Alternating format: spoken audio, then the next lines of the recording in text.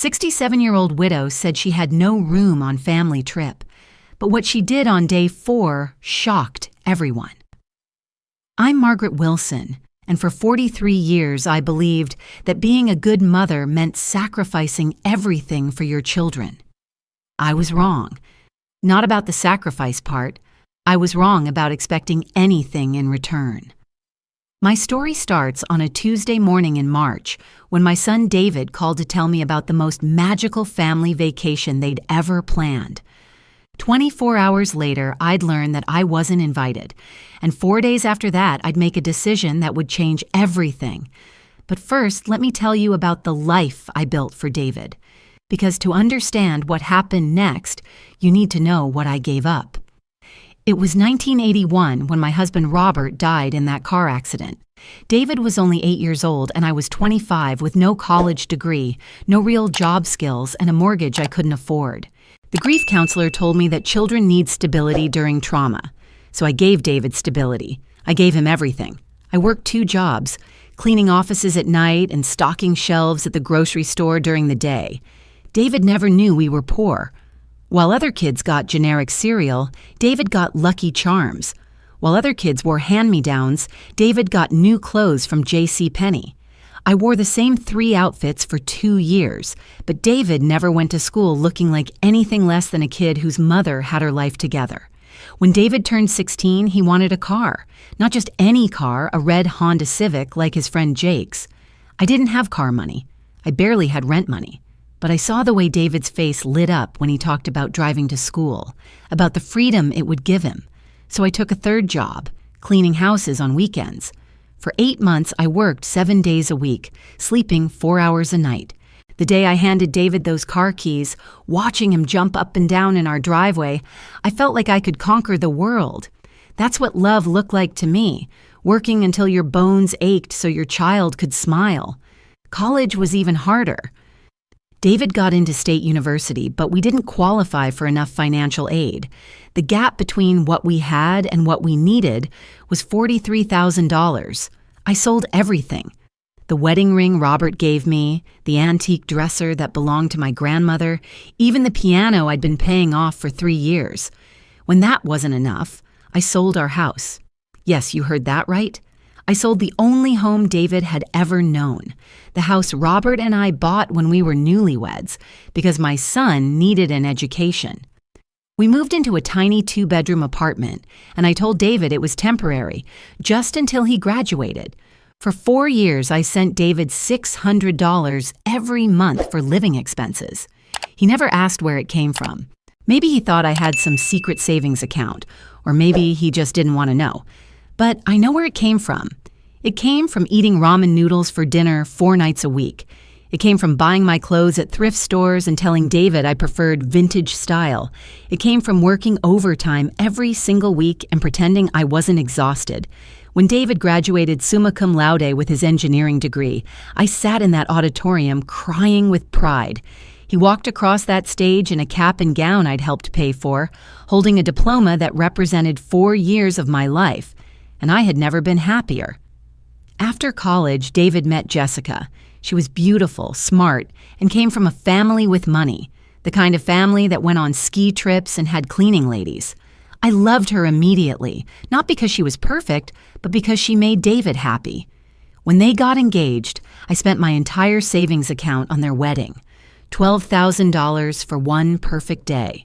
Jessica's parents paid for the venue and the flowers, but I handled the catering and the photography because I wanted to contribute something meaningful.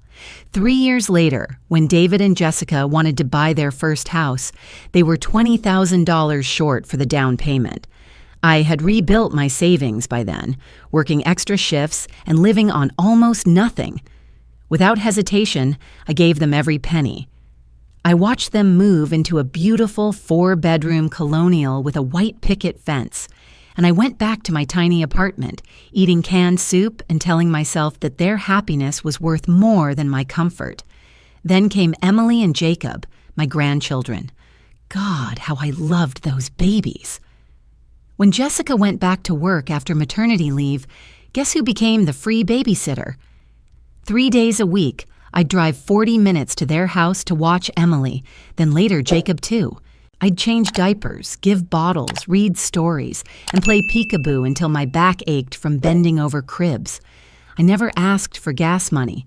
I never asked to be reimbursed for the diapers I bought when they ran out, or the toys I picked up to keep the kids entertained. When Emily got sick with ear infections, I was the one who sat up with her all night so Jessica could sleep before work. When Jacob started walking and needed constant supervision, I was there, chasing him around the house, baby-proofing corners and making sure he didn't hurt himself. Every birthday, every Christmas, every Easter, I showed up with gifts I couldn't afford and a smile that cost me nothing. I taught Emily how to ride a bike and helped Jacob with his first Halloween costume. I was Grandma Margaret, the woman who always said yes, who always showed up, who never complained about anything. For 39 years, this was my life. Working, saving, giving, and watching David build the life I'd made possible. I told myself that this was what mothers do. We sacrifice so our children can thrive. We give until we have nothing left because that's what love looks like. I was wrong. The morning everything changed started like any other Tuesday. I was having my coffee, the store brand kind, not the expensive stuff David and Jessica drank, when my phone rang. "Hey, Mom." David's voice was bright, excited. "Do you have a minute? Jessica and I have incredible news." I could hear the happiness in his voice, and immediately I was happy too. "Of course, sweetie. What's going on?" "We're planning the most amazing family vacation for spring break. The whole extended family is going to Disneyland. Can you believe it? All of us together in the happiest place on earth." My heart jumped. A family vacation. With everyone. I'd never been to Disneyland, never had the money or the time. But finally, after all these years, I'd get to experience that magic with my family. "That sounds wonderful, David. When are we going?" There was a pause. Just a small one, maybe 2 seconds, but long enough for something cold to settle in my stomach. "Well, Mom, here's the thing. Jessica's parents organized everything, and they've got rooms booked for 15 people. Jessica's whole family is coming. Her parents, her sister and brother-in-law, her aunt and uncle, their 3 kids, her cousin from Denver with his wife and 2 kids. It's going to be this massive family reunion." I waited for him to tell me about my room, about our plans, about how excited Emily and Jacob were to go to Disneyland with Grandma Margaret. Instead, he said, "The thing is, Mom, this is really more of a trip for the younger families.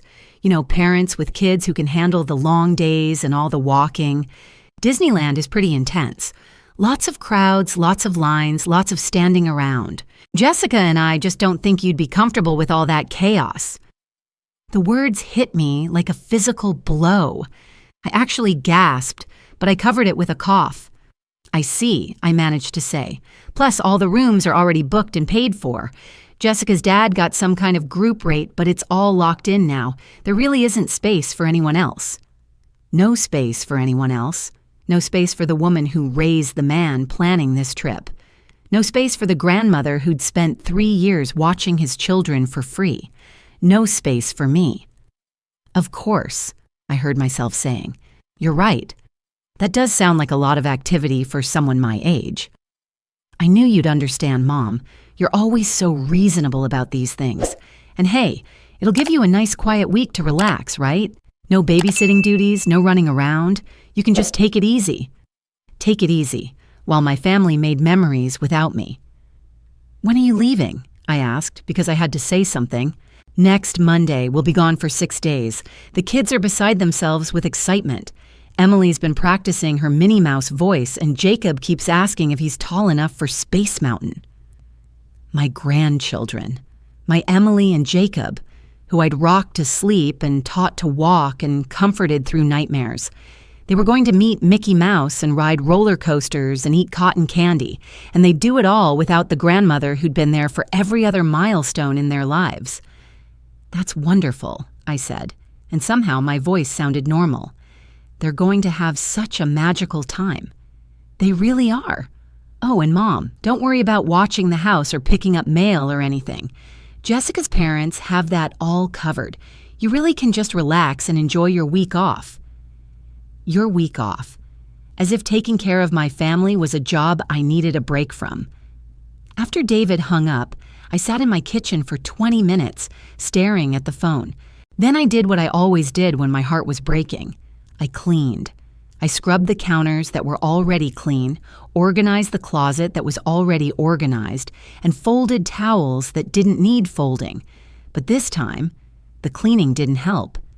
This time, no amount of busy work could distract me from the truth that was settling into my bones like a disease. I wasn't family. I was a convenience. That afternoon, I did something I'd never done before. I got on Facebook, the account Emily had helped me set up last Christmas, and I looked at Jessica's page. And there it was, a post from 2 hours earlier. Getting so excited for our epic family Disney trip. 15 of us heading to the happiest place on earth. Can't wait to make magical memories with all our favorite people. Disney bound. Dear family time. Making memories. 15 people. All their favorite people. I wasn't one of them. The comments started immediately. Jessica's sister. Can't wait to see the kids' faces when they meet Mickey. Jessica's mom. Going to be the trip of a lifetime. Jessica's cousin. So grateful you included our whole crew. Included. Everyone was included except me. I closed the laptop and sat in my living room, the same living room where I'd watched David take his first steps 39 years ago.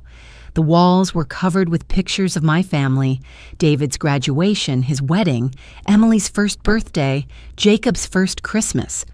Pictures of a life I'd built, a family I'd created through sheer force of will and love, a family that apparently didn't have room for me. That night, I couldn't sleep. I kept thinking about all the family trips we'd never taken when David was growing up because we couldn't afford them. I thought about the time he begged me to take him to Disney World when he was 12, and I had to explain that we just didn't have that kind of money. He'd understood, or at least he'd pretended to. He'd hugged me and said it was okay, that we could go someday when things were better. Someday had come, but it had come without me. The next morning, Wednesday, I woke up to 17 new Facebook notifications. Jessica had posted more photos, pictures of matching Disney t-shirts for the whole family, screenshots of their dinner reservations, photos of the kids' suitcases packed with Mickey Mouse ears and Disney princess dresses. Every photo was a reminder of my absence. Every excited comment from Jessica's family was evidence of how easily they'd planned this trip around me, as if I'd never existed. By Wednesday afternoon, the posts were coming every few hours. Pictures of Jessica's family loading their cars, photos of the kids at the airport, updates from their hotel in Anaheim.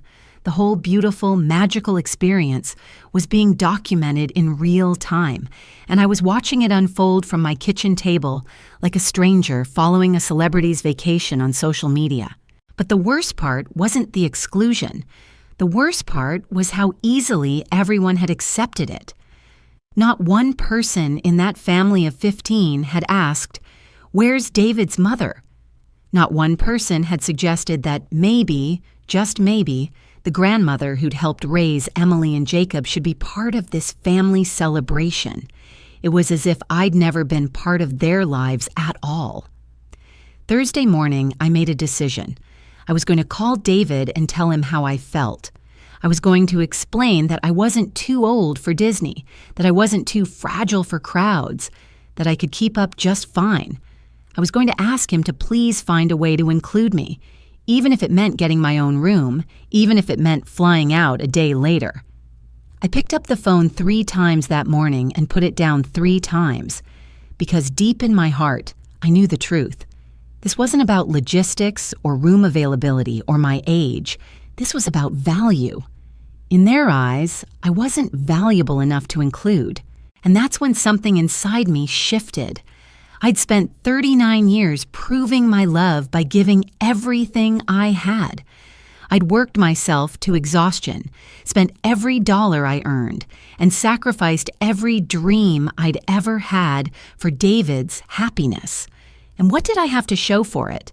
A son who didn't think I belonged in his family memories, grandchildren who would grow up with no photos of Grandma Margaret at Disney, no stories about the time we rode It's a Small World together, no memory of me being part of the most magical trip of their childhood. Thursday night, I looked at myself in the bathroom mirror and saw a 67-year-old woman who disappeared so completely into motherhood that she'd forgotten she was a person with her own worth, her own dreams, her own right to happiness. I'd given David everything: my youth, my money, my time, my energy, my entire life. And he'd taken it all and built a beautiful family that apparently had no room for the woman who'd made it all possible. But here's what David didn't know. Here's what none of them knew. I wasn't actually powerless. I wasn't actually dependent on their charity or kindness. When Robert died, he'd left me a life insurance policy and a house. I'd used every penny of that insurance and sold that house to fund David's dreams. But what I'd never told David was that after years of careful saving and smart investments, I'd rebuilt that nest egg. I had resources, I had options, I had power. And on Friday morning, day 4 of their magical Disney vacation, I was going to use it. Friday morning came with rain, the first rain we'd had in weeks. I woke up at 6 a.m., not because I set an alarm, but because my body had learned to expect disappointment early in the day. I made my coffee and sat at the kitchen table, looking out at the gray sky that perfectly matched my mood. Then I remembered the box, Robert's box, the one I'd kept in the back of my bedroom closet for 26 years, the one I only opened when I needed important papers or when the grief got so heavy I needed to touch something that still smelled like him. I went to the bedroom and pulled it down from the shelf. My hands were shaking, not from age, but from anticipation. Inside, underneath the marriage certificate and Robert's military medals, was a manila envelope I hadn't opened in 15 years. Robert's life insurance papers, the investment account statements, the will. I spread the documents across my kitchen table and really looked at them for the first time since I'd rebuilt my financial life. After David graduated college, after I'd given him the down payment for his house, after all those years of living on almost nothing, I'd slowly, carefully, quietly built something back. The life insurance money I'd invested had grown. The small savings account had compounded. The part-time consulting work I'd done after retiring from the grocery store had added up year after year. I'd been so focused on having enough to help David if he ever needed me again that I'd never really calculated what I actually had. $867,000. I stared at that number for a full minute. Nearly $900,000, sitting in various accounts, earning interest, growing quietly while I ate store-brand cereal and wore the same winter coat for 8 years. But there was something else in that envelope, something I'd forgotten about. Robert's will had included a provision about the house, our original house, the one I'd sold to pay for David's college. If we ever came into money, if we ever got the chance, we'd promised each other we'd buy a place in Tuscany. Robert had been stationed in Italy during his military service, and he used to tell me stories about the rolling hills and the vineyards and the little towns where everyone knew each other's names. "Someday, Maggie," he used to say, "someday we'll buy a little villa in Tuscany and drink wine on the terrace every evening." Someday had never come for Robert, but it could still come for me. I looked at the clock. 9:15 a.m. David and Jessica were probably having breakfast at the Grand Californian Hotel, planning their day at California Adventure. Emily was probably wearing her Elsa dress, and Jacob was probably bouncing with excitement about riding the roller coasters. They were making memories without me. Beautiful, magical memories that would last their whole lives. So I decided to make some memories of my own. I opened my laptop, the one Emily had helped me buy 2 years ago when she said I needed to get with the times, and I started researching. European tours for seniors, luxury travel packages, small group experiences in Italy and France and Spain. Within an hour, I'd found exactly what I was looking for. Tuscany and beyond, a 3-week cultural journey through Italy, France, and Spain. 17 days of guided tours, 5-star hotels, all meals included, and, this was the part that made me smile, a maximum group size of 12 people, all over 60 years old, all over 60.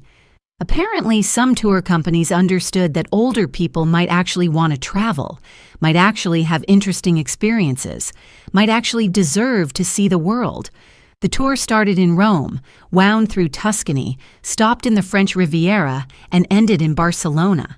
The photos on the website showed people my age laughing over wine in outdoor cafes, walking through art museums, standing on balconies overlooking the Mediterranean Sea. The cost was $12,000 per person. 2 years ago, that would have been impossible. Last week, I would have thought it was irresponsible. But today it felt like the most reasonable purchase I'd ever made. I called the tour company at 11 a.m. "Hello, this is Margaret Wilson. I'm interested in your Tuscany and Beyond tour that starts next Monday." The woman on the phone, her name was Sandra, was incredibly kind. "Oh, how wonderful. That tour is one of our most popular. Let me check availability for you." There was a pause, some typing, then Sandra's voice came back even brighter. "You're in luck, Mrs. Wilson. We just had a cancellation yesterday. There's one spot available in a lovely single room with a garden view. Would you like me to hold that for you?" A cancellation, as if the universe was telling me this was meant to happen. "Yes," I said without hesitation. "I'd like to book it." "Wonderful. Now, this tour does depart Monday morning from Rome, so you'd need to fly out this weekend. Is that something you can arrange?" I looked at the calendar on my kitchen wall. Today was Friday. The tour started Monday. David and Jessica would be home from Disney on Sunday evening. Perfect timing. "That works perfectly," I told Sandra. For the next hour, Sandra helped me arrange everything. The flight to Rome, first class, because if I was going to do this, I was going to do it right. Travel insurance, ground transportation. She even recommended a travel agent who could help me get my passport expedited if needed, but I didn't need it expedited. I'd renewed my passport 3 years ago, thinking maybe someday David would invite me on a family trip somewhere international. I'd kept it current just in case. Just in case had finally come. By noon, it was all arranged. My flight to Rome left Saturday evening. I'd have Sunday to recover from the jet lag, and the tour would begin Monday morning with breakfast at the hotel and a visit to the Colosseum. The Colosseum. At 67 years old, I was going to see the Colosseum. After I hung up with Sandra, I sat in my kitchen for a few minutes, letting the reality sink in. In 36 hours, I'd be on a plane to Europe. In 4 days, I'd be drinking wine in Tuscany and eating pasta in Rome and doing all the things I'd dreamed about doing with Robert 40 years ago. And my family would have no idea where I was. That thought should have made me sad. Instead, it made me feel something I hadn't felt in years, powerful. I called my bank and arranged a wire transfer for the tour payment. I called the airline and upgraded to first class. Why not? I called my neighbor, Mrs. Henderson, and asked if she could pick up my mail while I was away. "Going somewhere nice, dear?" she asked. "Italy," I said, and hearing the word out loud made it feel real. "I'm going to Italy." Mrs. Henderson was quiet for a moment. "Good for you, Margaret. It's about time you did something just for yourself." Just for myself? When was the last time I'd done anything just for myself? That afternoon, I went shopping, real shopping, not the careful, budget-conscious shopping I'd done for 20 years. I went to Macy's and bought 3 new outfits for traveling. I went to the luggage store and bought a proper suitcase, not the falling-apart duffel bag I'd been using since David was in high school. I went to the bookstore and bought guidebooks for Italy, France, and Spain. At the bookstore, the young cashier looked at my purchases and smiled. Planning a big trip. The biggest, I told her. Saturday morning, I woke up with a feeling I couldn't identify at first. Then I realized what it was. Excitement. Pure, childlike excitement about an adventure that was just for me.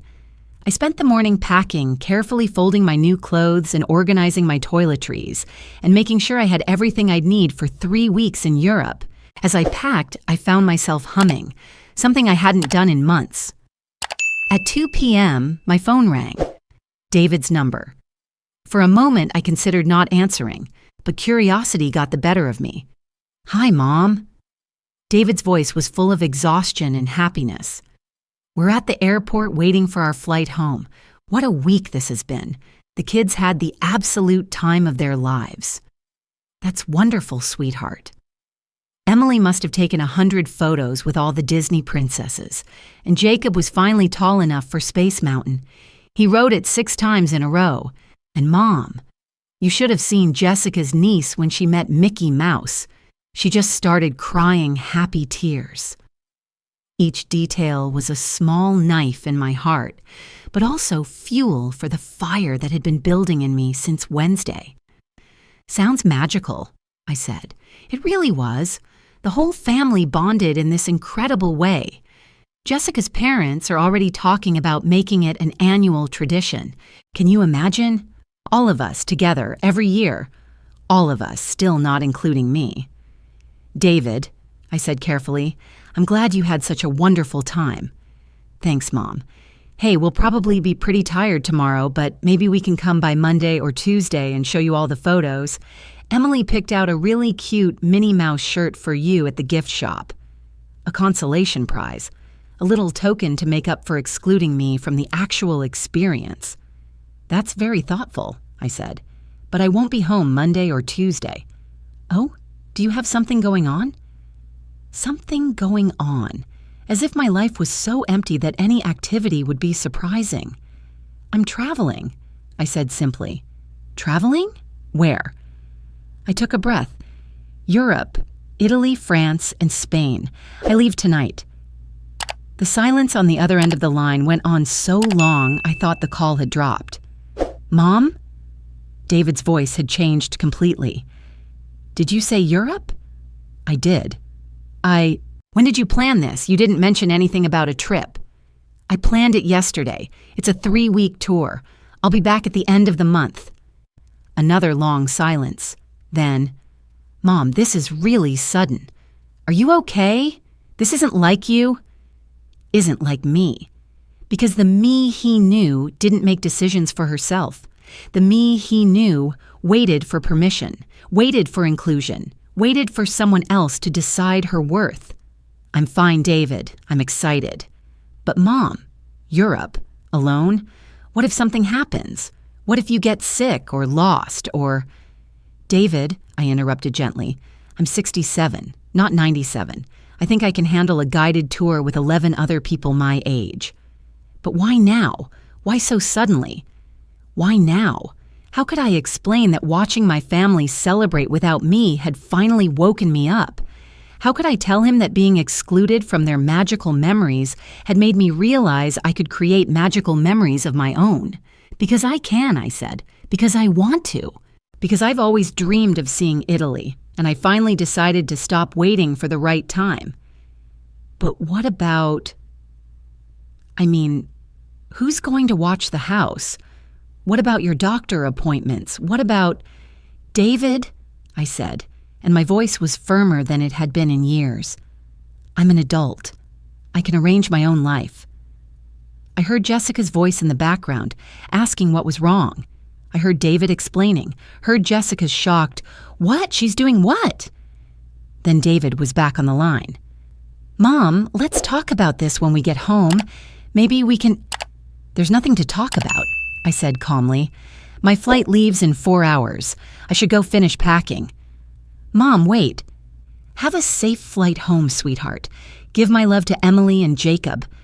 I hung up before he could say anything else. My hands were shaking, but not from fear, from adrenaline, from the intoxicating feeling of making a decision based on what I wanted instead of what everyone else expected from me. 3 hours later, I was in the back of an Uber, heading to the airport with my new suitcase and my guidebooks and a heart full of anticipation.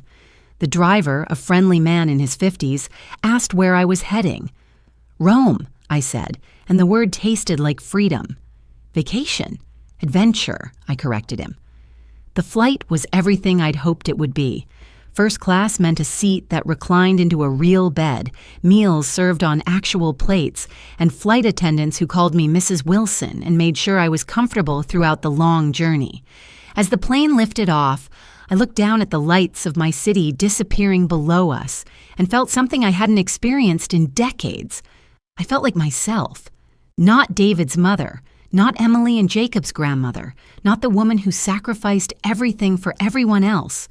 Just Margaret. Margaret Wilson, 67 years old, on her way to Italy for the adventure of a lifetime. I slept better on that plane than I had in my own bed in months.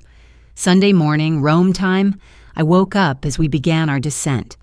Looking out the airplane window, I saw the eternal city spread out below me, ancient buildings and modern streets, the Tiber River winding through it all, and somewhere down there, the Colosseum I'd be visiting in 24 hours. The tour company had arranged for a car to meet me at the airport. The driver, a cheerful Italian man named Marco, welcomed me to Rome and chatted about the weather as we drove through the city to my hotel. The hotel was beautiful, a converted palazzo in the heart of Rome, with marble floors and fresh flowers in the lobby and a view of St. Peter's Basilica from my room's balcony. My room, my view, my adventure. I spent Sunday recovering from the jet lag and exploring the neighborhood around the hotel. I found a small cafe where I had real Italian coffee and a pastry that tasted like it had been made by angels. I walked through narrow cobblestone streets that were older than my entire country. I sat in a small piazza and watched Italian families with their children and their grandparents, all together, all included. That evening, I video called Emily using the tablet she'd taught me to use last Christmas. She was so excited to see me that she started crying. "Grandma Maggie, Daddy said you're in Italy. Are you really in Italy?" I turned the tablet so she could see the view from my balcony, the dome of St. Peter's glowing golden in the sunset. "I really am, sweetheart." "It's so pretty. Are you having fun? Did you see the Pope?" Her excitement was infectious. "I'm having the most wonderful time. Tomorrow, I'm going to see the Colosseum where the gladiators used to fight." "Like in the movies? That's so cool. Can you take pictures for me?" "I'll take lots of pictures." Jacob crowded into the screen next to his sister. "Grandma, guess what? I went on Space Mountain 7 times and I wasn't even scared." "That's amazing, Jacob. You're so brave." For a few minutes, we talked about their Disney trip and my Roman adventure, and it felt like the most natural thing in the world. A grandmother sharing her travels with her grandchildren, all of us excited about our respective adventures. Then David appeared on the screen.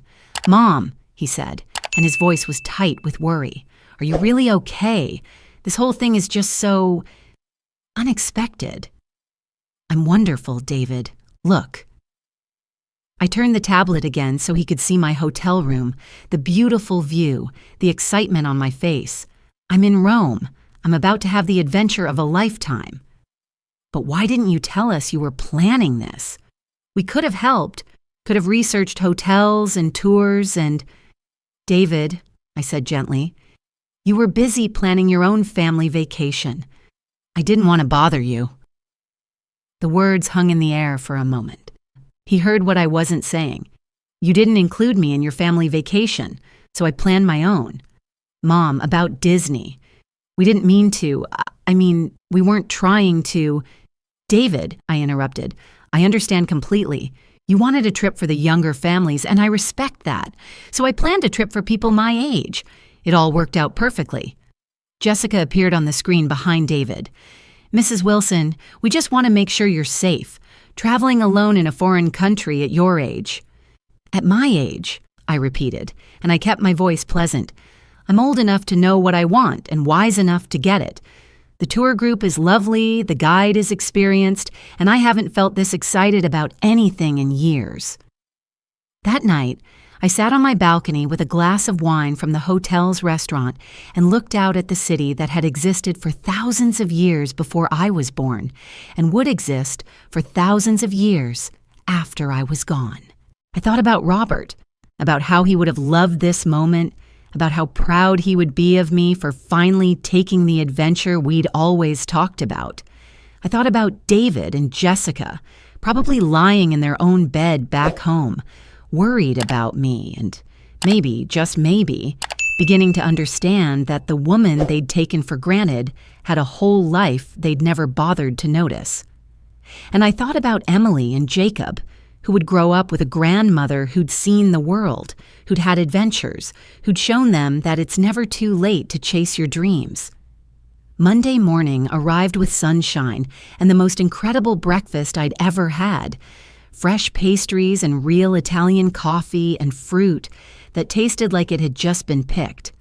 At 9 a.m., I met my tour group in the hotel lobby. They were perfect. 11 other people between the ages of 62 and 74, all excited about exploring Europe, all treating each other with respect and kindness. There was Helen, a retired teacher from Oregon whose husband had died 3 years ago. There was Frank and Louise, married for 48 years, taking their dream trip to celebrate Louise's remission from cancer. There was Maria, a grandmother from New Mexico who spoke fluent Spanish and was excited to practice it in Barcelona. Our tour guide was Anna, an energetic woman in her 40s who had lived in Europe her whole life and spoke 4 languages fluently. She looked at our group and smiled. "Are you ready for the adventure of your lives?" We were. God, we were so ready. The Colosseum was everything I'd imagined and more. Standing in those ancient ruins, listening to Anna explain how gladiators fought for their lives in front of cheering crowds, I felt connected to something bigger than myself, something that had existed long before my small problems and would continue long after.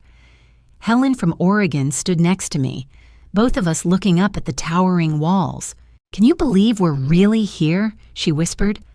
"I really can't," I whispered back. But I was really there, in Rome, living my dream, surrounded by people who understood that being over 60 didn't mean your life was over. It meant you were finally free to live it on your own terms. That afternoon, as we walked through the Roman Forum, my phone buzzed with a text from David. "Mom, can we talk tonight? Jessica and I have been discussing some things." I looked at the message, then at the ancient temples around me, then at my new friends who were laughing and taking pictures and embracing every moment of this incredible experience. I turned off my phone. For the first time in 39 years, David's needs could wait. I had ruins to explore, wine to taste, and adventures to embrace. I had a life to live, and I was just getting started.